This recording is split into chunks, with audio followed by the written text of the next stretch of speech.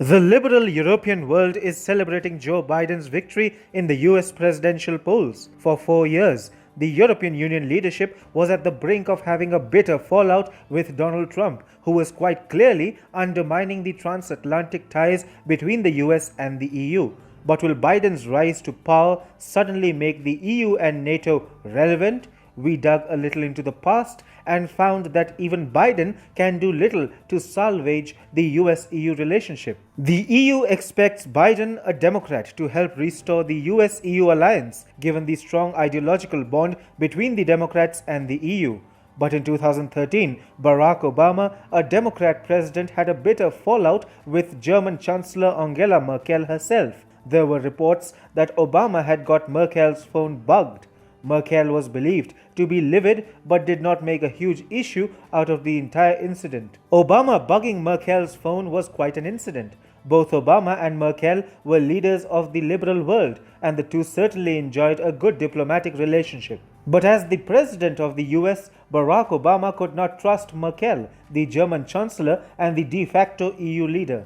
Despite the ideological bonding between the US and the EU, Obama couldn't have ignored the fact that the transatlantic relationship is becoming irrelevant and that the EU's own significance is declining with China's meteoric rise and Russia's declining strength. Such geostrategic changes in the world are causing cracks in the US-EU relationship that started becoming visible during Obama's presidential term itself. Now, if Biden comes to power, he will have to live with the same realities. This is not to say that Biden doesn't share a close ideological bond towards the liberal European leaders. He definitely does. But as the US president, he cannot afford to gloss over the rising Chinese threat in the Indo-Pacific and the need to shift American focus from the Atlantic to the Indo-Pacific. As for Trump, he never had an ideological bias towards the EU, so he could easily cut the number of American troops in Germany, a key NATO member, by 25%. The Trump administration could as well question Germany about the Nord Stream 2 pipeline, an ambitious project to supply natural gas from Russia to Germany. Trump could argue why Germany and the EU were making Russia rich while also getting the US to provide protection to the EU from Moscow. Moreover, Merkel was refusing to accept Trump's leadership of the democratic world against China. This was causing a huge rift in the US-EU relationship as much of Trump's fury got directed at Berlin and Brussels. Biden isn't going to be as harsh on the EU as Donald Trump. Throughout his election campaign, the EU was rooting for him, and Biden won't go out of his way to publicly banish the EU or NATO.